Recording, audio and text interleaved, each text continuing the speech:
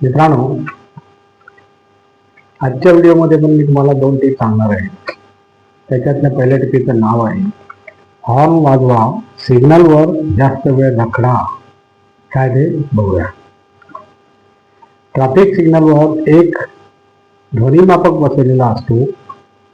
विशिष्ट डेसिबलच्या पुढे आवाज गेला तर 60 सेकंदांनी हिरवा होणारा सिग्नल पुन्हा आणखी 60 सेकंदासाठी लाल राहतो. काय ते बघूया. लोकांना आधी कळत नाही, मग बोर्डकडे लक्ष जातं आणि ते हॉर्न वाजवायचे थांबतात. Very good. काय ते बघूया. देशातल्या कोणत्याही शहरातल्या कोणत्याही सिग्नलवर वाहनांची गर्दी झाली की मागच्या गाड्यामधले लोक हॉर्न वाजवून डोकं उठवतात. Very good. ध्वनी प्रदूषण करतात हे लोक आसपास राहणाऱ्या लोकांचे जगणे मुश्किल करतात. बापरे. परदेशामध्ये रस्त्याने फिरताना काही आपत्ती ओढवली तरच अपवादात्मक लागतो हॉर्न वाजवला जातो. भारतात अप्रशिक्षित किंवा पैसे तारून ड्रायव्हिंग लायसन्स मिळवलेले दारू पिऊन गाडी चालवणारे वाहतुकीच्या नियमांचं कोणीच पालन करत नाही. म्हणून आपणही करायचं नाही. असा बाणा असलेले वाहन चालक म्हणजे जीवाला धोका असतो. Very good. त्यामुळे रस्त्यात सतत लोक घाबरून हॉर्न वाजवत असतात. आपल्या अस्तित्वाची जाणीव करून देत असतात. त्यांच्या उपद्रवाचा कळस होतो ट्रॅफिक सिग्नलवर. हा ताप कमी करण्यासाठी मुंबईच्या वाहतूक पोलिसांनी हॉक मोहर आणि व्हेट मोहर असा फंडा काढला आहे. सिग्नलवर एक ध्वनी मापक बसवलेला असतो. विशिष्ट डेसिबलच्या पुढे आवाज गेला तर 60 सेकंदांनी हिरवा होणारा सिग्नल पुन्हा आणखी 60 सेकंदासाठी लाल राहतो. लोकांना आधी कळत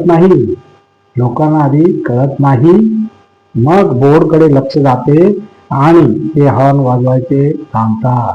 व्हेरी गुड. अर्थातच त्यातल्या त्यात मुंबईतच काम करेल ही व्यवस्था, कारण इथे लोक सिग्नलचे नियम पाळतात. इतरत्र सिग्नलकडे पाहतो कोण?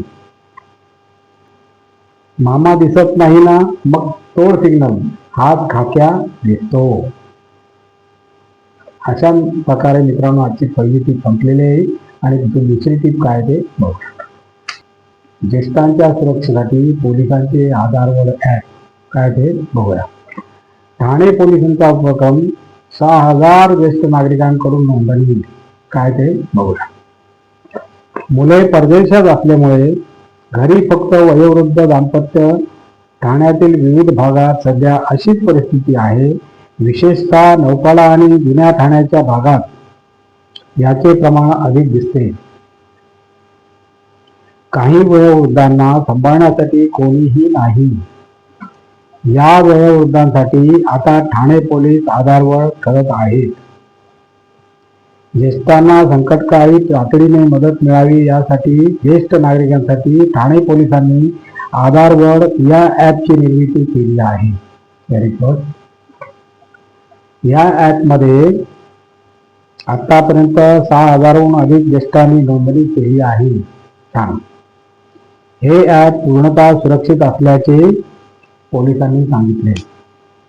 विभक्त कुटुंब पद्धती, कौटुंबिक वाद किंवा इतर कारणामुळे मुले आई वडिलांपासून वेगळी राहण्यास जातात. काही जण नोकरीनिमित्ताने परदेशात वास्तव्य करतात. त्यामुळे वृद्ध दाम्पत्य किंवा अनेक वृद्ध एकटे पडतात. एकट्या वृद्धासोबत गुन्हेगारीचे प्रकारही घडण्याची शक्यता असते.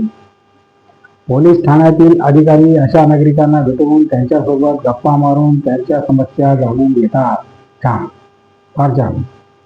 परंतु या ज्येष्ठ नागरिकांसोबत सततचा संपर्क राहावा यासाठी 65 वर्षावरील नागरिकांसाठी ठाणे पोलिसांनी आता आधारवड ॲप सुरू केले आहे.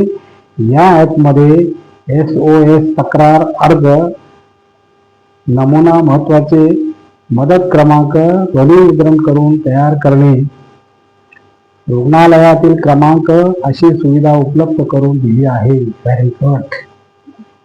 या ॲपमध्ये नोंदणी केल्यानंतर थोडक्यात माहिती भरल्यास संबंधित भागातील पोलीस ठाण्याचे अधिकारी ज्येष्ठ नागरिकांच्या घरी जाऊन सत्यता तपासतात. त्यानंतर ज्येष्ठ नागरिकांची नोंद पोलीस ठाण्यात होते.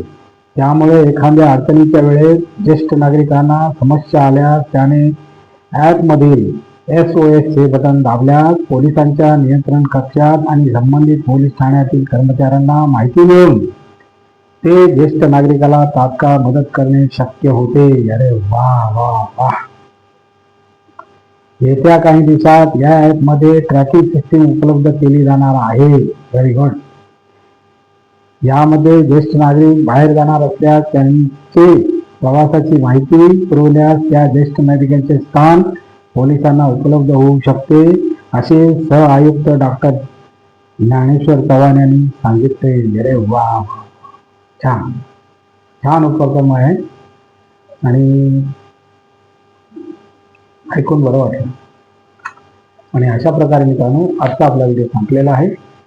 आणि तुम्हाला जर माझा व्हिडिओ आवडला तर लाईक करा, शेअर करा, सबस्क्राईब करा आणि कॉमेंट जरूर करा.